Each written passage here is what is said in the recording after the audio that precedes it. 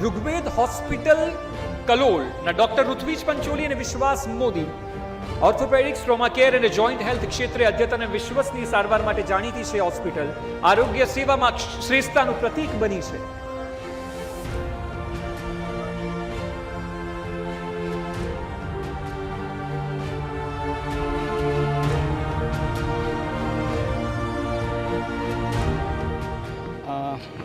દર્દીઓને અને દર્શકોને હું એ કહેવા ઈચ્છીશ કે જોઈન્ટ રિપ્લેસમેન્ટ તો પહેલાં બી થતા જ હતા. જોઈન્ટ રિપ્લેસમેન્ટમાં ની રિપ્લેસમેન્ટ થાય, હિપ રિપ્લેસમેન્ટ થાય છે, બહુ કોમન સર્જરી છે. જે દર્દીઓ ઘસારાથી હેરાન થતા હોય, જેના લીધે એમને ચાલવામાં તકલીફ થતી હોય, જીવન જરૂરિયાત કામગીરીમાં એમને તકલીફ થતી હોય, તો એ બધા માટે આ સર્જરી જરૂરી હતી. પહેલાં બી થતી જ હતી. પહેલાં એટલી એડવાન્સ ટેકનોલોજી નથી, તો એ રીતે જોઈન્ટ રિપ્લેસમેન્ટ સર્જરી થતી હતી. હવે ધીરે ધીરે એમાં રોબોટિક્સ ઇન્વોલ્વમેન્ટ બી છે. રોબોટિક જોઈન્ટ રિપ્લેસમેન્ટમાં સર્જરી રોબોટ નથી કરતો, સર્જરી સર્જન જ કરતો હોય છે. બટ એ રોબોટ્સ છે જે અંદરના કેટલાક પેરામીટર્સ છે, કેટલીક ચોકસાઈ છે, એમાં મદદ કરતો હોય છે, જેના લીધે દર્દીને ફ્યુચરમાં ઓપરેશન પછી રિકવરી બહુ ફાસ્ટ છે. એ જે દર્દીનું જોઈન્ટ રિપ્લેસમેન્ટ પછીનું આ જે આયુષ્ય છે એ લાંબુ છે, એ એના એડવાન્ટેજ છે. હંમેશાથી છેલ્લા 4 વર્ષથી અમે ઋગ્વેદ હોસ્પિટલ સ્ટાર્ટ કરી અમારે 4 વર્ષ થયા. અમારો હંમેશા ઉદ્દેશ રહ્યો છે કે કલોલ અને નોર્થ ગુજરાતના તમામ દર્દીઓને વર્લ્ડ ક્લાસ લેટેસ્ટ ટેકનોલોજી દ્વારા સારવાર મળી રહે, એ અમારો હંમેશાથી અપ્રોચ રહ્યો છે. તેના કારણે જ અમને રોબોટિક્સ ટેકનોલોજી અપનાવવાની પ્રેરણા મળી અને ત્યારથી અમારો હંમેશા એક ટાર્ગેટ રહ્યો છે કે પેશન્ટને પારદર્શકતાપૂર્વક સારવાર આપીએ અને મોડર્ન ટેકનોલોજીથી બેસ્ટ રિઝલ્ટ આપીએ. જી, જ્યારે વાત હોસ્પિટલ ઓપન કરવાની છે, પોતાની હોસ્પિટલ શરૂ કરવાની છે, અને શરૂઆતમાં તમને કયા પ્રકારના પડકારો આવ્યા છે અને અત્યારે જે ઋગ્વેદ હોસ્પિટલ છે તે કયા પ્રકારની સિદ્ધિઓ સર કરી રહી છે?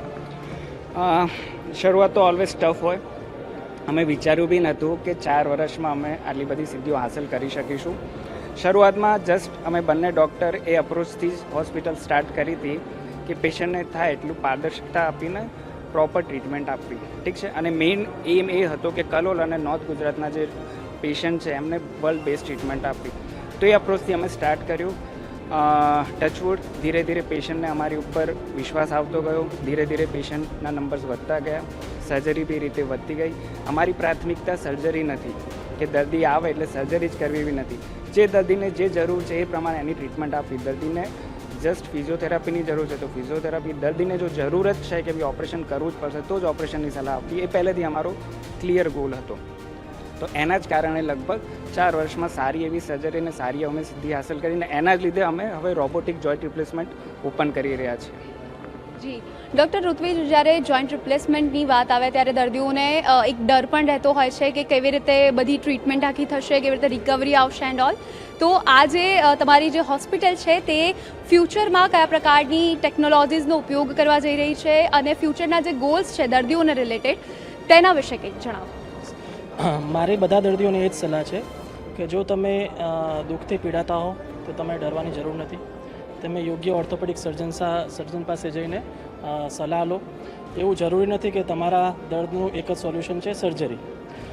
મોટાભાગના કિસ્સામાં 5માંથી 3 દર્દીઓમાં વિધાઉટ સર્જરી એટલે કે સર્જરી વગર જ અમે ટ્રીટમેન્ટ આપતા હોઈએ છીએ, જેમ કે વેઇટ મેનેજમેન્ટ છે, ફિઝિયોથેરાપી છે, રાઈટ. હંમેશાથી અમારો ગોલ રહ્યો છે કે જે પેશન્ટને જે જરૂરી સારવાર છે એ જ પ્રોવાઈડ કરીએ અને સંપૂર્ણપણે પારદર્શકતા રાખીએ.